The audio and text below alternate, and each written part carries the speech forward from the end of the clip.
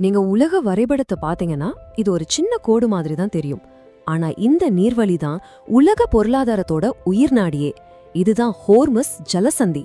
இங்க ஒரு சின்ன அடைப்பு ஏற்பட்டா கூட அதோட அதிர்வுகள் டோக்கியோல இருந்து டெல்லி வரைக்கும் நம்ம ஒவ்வொருத்தரோட வீட்லயும் உணரப்படும்.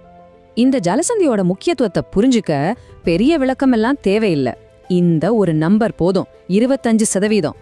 ஆமா, உலகத்துல கப்பல்கள் மூலமா கொண்டு போற எண்ணெயில 1/4 இந்த சின்ன குறுகிய பாதை வழியா தான் போயாகணும். யோசிச்சு பாருங்க. சரி, வாங்க இந்த முக்கியமான ஜலசந்தியோட முழு கதையும் நாம 5 முக்கிய பிரிவுகளா பிரிச்சு அலசி பார்க்கலாம். முதல் பகுதி, நெருக்கடி புள்ளி. முதல்ல இந்த ஹோர்முஸ் ஜலசந்தினா என்ன, அது சரியா எங்கே அமைஞ்சிருக்குன்னு வரையறுத்துக்கலாம். இங்கதான் விஷயமே அடங்கியிருக்கு. பாரசீக வளைகுடாவை திறந்த கடலோட இணைக்கிற இந்த ஜலசந்தியோட மிக குறுகிய பகுதியில கப்பல்கள் போய் வரதுக்கான பாதை வெறும் 2 மைல் அகலம்தான்.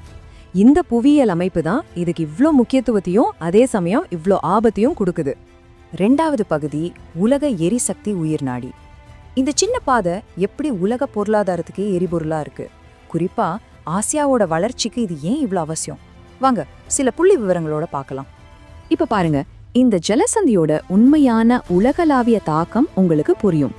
இங்கிருந்து ஏற்றுமதியாகிற கச்சா எண்ணெயில 85%க்கும் மேல நேரடியா போறது ஆசிய சந்தைகளுக்கு தான். அதாவது சீனா, ஜப்பான், இந்தியா, தென்கொரியா மாதிரி நாடுகளோட தொழிற்சாலைகள் ஓடணும்னாலும் சரி, நம்ம வண்டிங்க ஓடணும்னாலும் சரி, இந்த நீர் வழி அமைதியா இருக்கணும். இது அவ்வளவு முக்கியம். நம்ம நினைக்கிறோம் இது வெறும் பெட்ரோல் டீசல் பிரச்சனைன்னு. ஆனா அது மட்டுமல்ல. உலக அளவுல வர்த்தகம் செய்யப்படுற உரங்கள்ல சுமார் 30% இந்த வழித்தடம் வழியாதான் போகுது. அப்படின்னா என்ன அர்த்தம்? இங்க ஒரு தடை ஏற்பட்டா அது நேரடியா நம்ம சாப்பாட்டு தட்டோட விலைய பாதிக்கும். குறிப்பா ஆசிய நாடுகளோட விவசாயம் ரொம்பவே பாதிக்கப்படும். 3வது பகுதி, பதட்டங்களோட வரலாறு. இவ்ளோ முக்கியமான ஒரு இடம் சும்மா அமைதியா இருந்திருக்க வாய்ப்பே இல்லை. இந்த நீர்வழி எப்படி திரும்ப திரும்ப பெரிய மோதல்களோட மையப்புள்ளியா மாறி இருக்குன்னு இப்ப பார்க்கலாம். இந்த கால வரிசைய பார்த்தாலே புரியும், இங்க நடக்கிற பதட்டம் எல்லாம் இன்னைக்கு நேத்தா ஆரம்பிச்சதில்ல. டேங்கர் போர்ல ஆரம்பிச்சு சமீபத்துல நடந்த மர்மமான தாக்குதல்கள் வரைக்கும் இதுக்கு ஒரு நீண்ட கொந்தளிப்பான வரலாறு இருக்கு.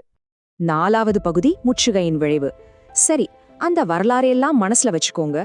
ஒருவேளை இன்னைக்கு இந்த ஜலசந்தியை யாராவது மூடிட்டா என்ன ஆகும்? அதோட உண்மையான உலக பொருளாதார தாக்கம் எப்படி இருக்குன்னு பாப்போம். வாங்க ஒரு கற்பனை பண்ணி பார்க்கலாம். உதாரணத்துக்கு 2026ல இந்த ஜலசந்தி மூடப்படுதுன்னு வச்சுக்குவோம். அப்போ என்னவெல்லாம் நடக்கும்? தரவுகளோட அடிப்படையில பார்த்தா அதோட தொடர் விளைவுகள் எவ்வளவு பேரழிவா இருக்கும்னு இப்ப புரியும். முதல்ல உடனடியா நடக்கிற விஷயம், கப்பல் போக்குவரத்துல ஒரு பயங்கரமான வீழ்ச்சி. பாருங்க, ஒரே ராத்திரியில டேங்கர் போக்குவரத்து 90%க்கும் மேல சரிஞ்சிடும். இது ஆசிய நாடுகளுக்கான விநியோக சங்கிலிய மொத்தமா உடைச்சு போட்டுடும். போக்குவரத்து முடங்குனது ஒரு பக்கம்னா, இந்த ஆபத்தையும் மீறி பயணிக்க துணியற சில கப்பல்களோட நிலைமையை யோசிங்க.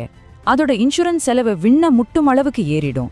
இதனால எரிசக்தி, விவசாய பொருட்கள்னு எல்லாத்தையும் இறக்குமதி செய்யறது இதை நம்பி இருக்கிற நாடுகளுக்கு கட்டுப்படியாகாத ஒரு செலவா மாறிடும். சரி, கடைசி பகுதி, மாற்று வழிகளும் முரண்பாடுகளும். இவ்ளோ பெரிய ஆபத்து இருக்கணும் போது நாடுகள் சும்மா இருக்குமா? தப்பிக்கிறதுக்கு வேற வழிகளை தேடும். ஆனா இந்த தேடல் ஒரு ஆச்சரியமான முரண்பாட்டையும் நமக்கு காட்டுது. இந்த ஜலசந்திய மட்டுமே நம்பி இருந்தா வேலைக்கு ஆகாதுன்னு புரிஞ்சுக்கிட்ட பல நாடுகள் பில்லியன் கணக்குல பணத்தை கொட்டி தர வழியா குழாய் வழிகளை அமைச்சிருக்காங்க. இதன் மூலமா கடலை சுத்தாம நேரடியா தங்களோட எண்ணெய் ஏற்றுமதிக்கு மாற்று பாதைகளை உருவாக்குறாங்க. இங்கதான் அந்த பெரிய முரண்பாடே இருக்கு. எந்த நாடு இந்த ஜலசந்திய மூடிடுவேன்னு அப்பப்போ மிரட்டுதோ, அதே ஈரானோட பொருளாதாரம் ஓடுறதுக்கே இந்த வழித்தடம் தான் உயிர்நாடி. ஒருவேளை அவங்க இதை மூடினாங்கன்னா அது அவங்களுக்கே செஞ்சுக்கிற ஒரு பொருளாதார தற்கொலை மாதிரி தான். ஆக உலகம் ஒரு பக்கம் புது புது எரிசக்தி ஆதாரங்களை நோக்கி போயிட்டு இருக்கு. அப்படி இருக்கும்போது இந்த நெருக்கடி புள்ளியோட சக்தி மெதுவா மங்கிடுமா, இல்ல அடுத்த உலக நெருக்கடிக்கான தொடக்க புள்ளியா இது நீடிக்குமா? இந்த ஒரு கேள்விதான் இந்த சின்ன ஆனா ரொம்ப சக்தி வாய்ந்த ஜலசந்தியோக எதிர்காலத்தையே தீர்மானிக்க போகுது.